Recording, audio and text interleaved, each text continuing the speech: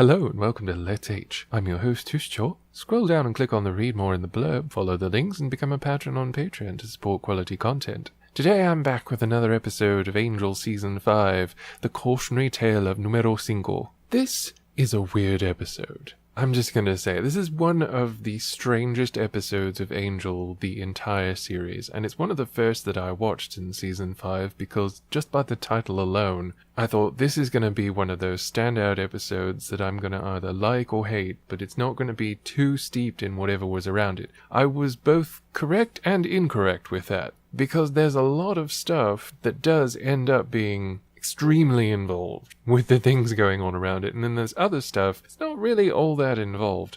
This is also, uniquely, an episode where Wes doesn't quite emote, but he's not quite as flat as most of the other episodes. It's also one where, remarkably, they seem to remember that nobody remembers the stuff like Connor and what came before and whatnot. Although, unfortunately, they stupidly have that involved in part of a conversation, although Angel would probably remember not to talk about that. I'm not going to give the writer a pass, though, because, well, he did write that horrible episode in Season 3, Billy, and that's pretty much enough to throw him out with the bathwater. However, I will say this episode is not bad, it's just kind of weird. Depending on your opinion of luchadores, which I love them, you may or may not like this episode. I love luchadores. They're one of my favorite things. I don't go crazy about them. It's kind of funny because I absolutely adore them, but for whatever reason it just doesn't come into my life a lot. I guess because, just like in the episode, it's not something that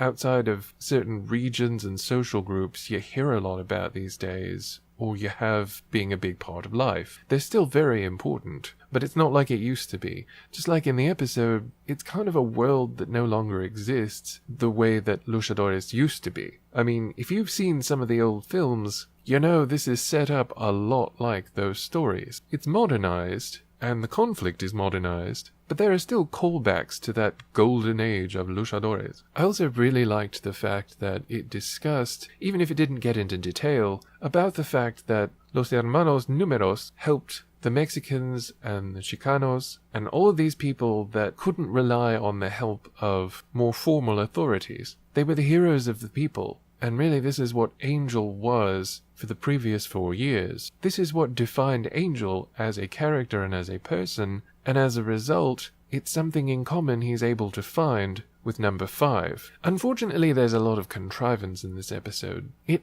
honestly doesn't make that much sense that Numero Cinco would be the postman for their company. And this is also one of those early on episodes, which I am glad that they got it consistent enough for him to appear in previous episodes, but like a lot of the earlier episodes in this season, it seems like they halfway forgot what Wolfram and Hart was supposed to be, and how the atmosphere used to be there. And yeah, they did kind of hand-wave that the Beast was supposed to have slaughtered just about everyone that worked for Wolfram and Hart, but I'm not that fond of that, and Season 4 was awful, so I'm not going to get into the minutiae. Like I said in another review, I'm not going to get into the little details that they may have got wrong from Season 4, because we'd all like to forget about Season 4 and brush it under the rug. That's essentially what they did with the finale of it, and that's why we are where we are. Spike's generally really good in this episode, and although some of the things he says don't really seem to have a point, like him expressing that he was unable to diddle his willy, which would seem to be kind of questionable because it is part of him and he is a ghost, you would think that he would be able to do at least that. Nonetheless, most of what else he says builds up future storylines, like his extremely underwhelming champion storyline that was very poorly handled, but elements of it were good, and the build-up to it was good. I also really like the magic book effect. I've always liked that. I've always thought that was cool and very good and very well done. So well done on that. Gunn is a bit more of a, I don't know. It's still early enough in the season for him to act kind of like a legal toady, which is unfortunate because Gunn was a neat character. His relationship with Fred was probably the worst thing they ever did to him, and I'm sure I'll talk about this more at another time, but Season 5 changed a lot of characters in huge ways and not always convincing ways. And in terms of writing, and as a writer, I really resent Gunn being the one used to make the author's note to convince us of this rather than demonstrate it, that they've done more good in a month at Wolfram and Hart than they've done in a year as Angel Investigation. Bullshit! Maybe in the previous year because they were busy the whole time, but again, they shouldn't bring up too much from Season 4 because they were trying to brush it under the rug, and most of the time they get the details wrong anyway. Nobody cares about Season 4. Season 4 is gone. No one was holding on to it. No one wanted to see anything from it be brought up ever again, which may just be why they got so much wrong from it. I mean, You're Welcome is one big example of, hey, we established a lot of this stuff before, and if you think about it even for a moment, it makes this episode make even less sense than it did before. Regardless, I always hate it when a writer will introduce something like that saying, oh, this is so much better. We're doing more in this than we ever did before. Show me. Don't tell me. Make me believe it from what you're doing and what you're proving.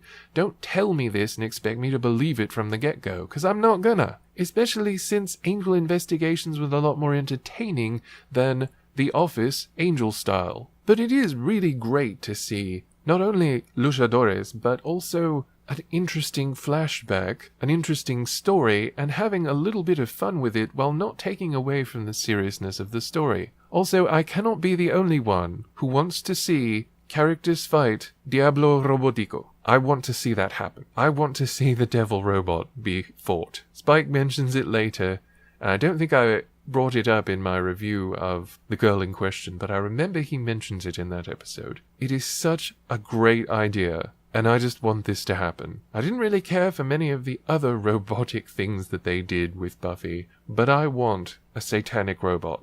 The story of the episode is actually pretty good. It focuses more around Numero Cinco than really Angel or any of his friends, but of course Angel is a prominent part of it. And something that I didn't notice in the first watch through, that I noticed this time since I've seen most of the other episodes in the season, is Angel's, well, ennui. It's something that, ironically, Wes has to point out in this episode, and unfortunately, it's not the first time that we hear about this during the season.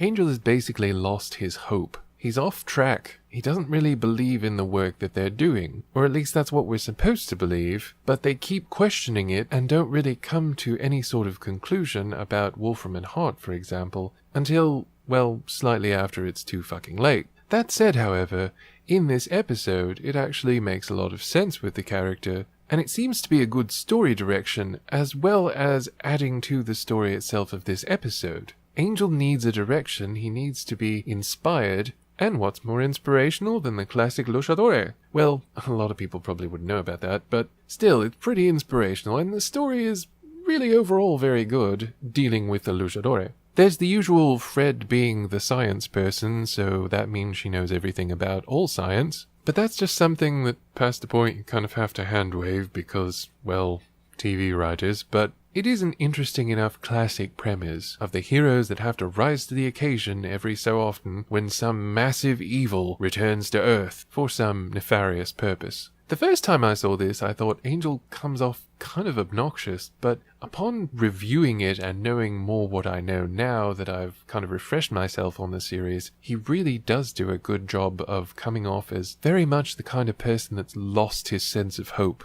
He's lost his sense of purpose. He even recycles an inspirational speech, which I didn't realize at the time, but it's actually fairly important, the fact that he recycles it. Tetzicatl is a very neat design, very neat MO, and a formidable foe. The fighting sequences in this are really good. There are some sequences of questionable taste, and it wasn't really long enough ago to say, oh, it was a different time, but, yeah. Regardless, it is a pretty solid episode. There are some unresolved questions, and Numero Cinco doesn't exactly get... Well, let's just say this. He simultaneously takes the lion's share of the story and at the same time doesn't quite take enough in all the right ways, and the same could be said for Angel. The episode's runtime is ultimately just too short to deal with both Angel and Numero Cinco as the main protagonists, even though they are both worthy protagonists. It would have been better if number 5 had been developed a bit more, because sometimes the things he does, like sometimes the things Angel does, some of these things come off as kind of asshole-ish or just not good enough for someone that we don't know well enough. It would have been better if we'd known the character more and not just got a potted history and a quick summary. Still, if you let yourself get into it, it's actually fairly gripping. It kind of moved me at the end, rewatching it and seeing Los Hermanos Numeros in action. It was so cool. And Angel, despite being awkwardly Angel, which is very Angel, really fit in as being himself. It's also an amusing bonus that Spike calls Angel a drama queen not once but twice in this episode, and he is very, very correct. So I would say overall, this is an episode to include in your watch through of Season 5. It doesn't ultimately add a huge amount to the season or the season storyline, but it does give you a different side of Angel, touches upon some things that other episodes have missed, and if you like luchadores, this is a great episode. This is an episode that was probably tailor-made for you. This is the holy grail of Buffyverse episodes if you like luchadores. While there are some problems with it, not the least of which is Gunn's problematic claim that they've done more good in 1 month at Wolfram and Hart than they've done at a year at Angel Investigations,